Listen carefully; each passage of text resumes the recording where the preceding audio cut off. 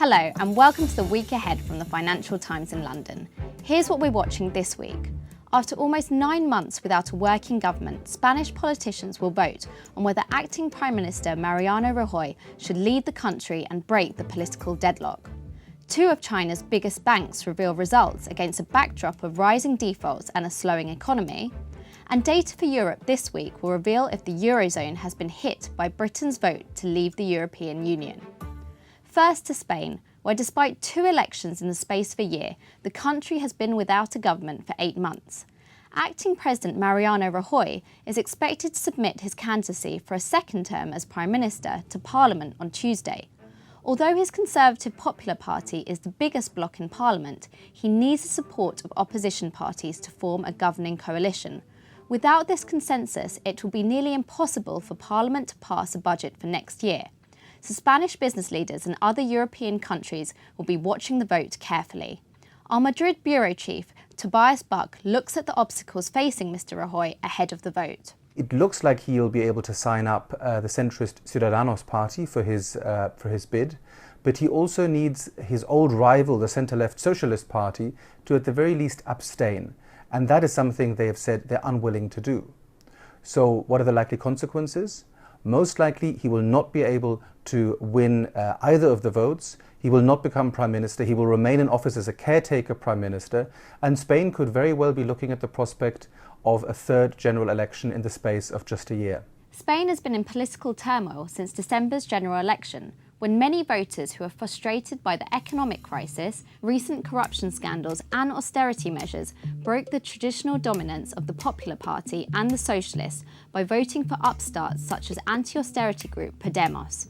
Next to China, where 2 of the country's biggest state-owned banks, the Industrial and Commercial Bank of China and Bank of China, will be publishing results, with profit growth expected to remain flat for ICBC. And after a decade of soaring profits for Chinese banks, it seems that tough times are ahead for the sector, as our Shanghai bureau chief Gabriel Wildau explains. Chinese banks remain among the world's most profitable, but a slowing economy, rising defaults, and shrinking net interest margins have caused growth to stagnate, especially at larger lenders. Rising defaults force banks to set aside a larger share of operating profit as loan loss provisions. Meanwhile, the central bank's benchmark lending rate is at an all-time low, which pinches margins.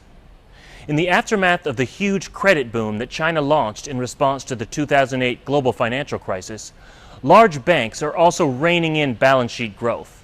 The result of this retrenchment means that the big 4 banks, which includes China Construction Bank and Agricultural Bank of China, are losing market share to smaller lenders, which are rapidly expanding their lending operations.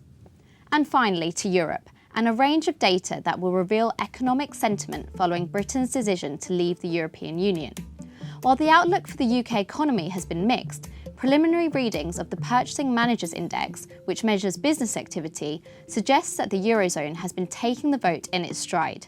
Gemma Tetlow, the FT's economic correspondent, explains the results. For the eurozone, early numbers from that published last week suggest that actually the eurozone economy has been performing better than many had feared in the wake of the Brexit vote.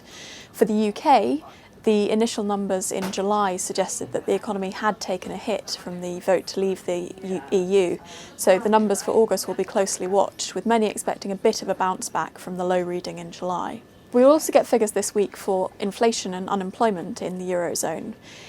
The inflation figures are expected to start edging up a bit towards the end of this year as the positive impact of low energy prices starts to drop out.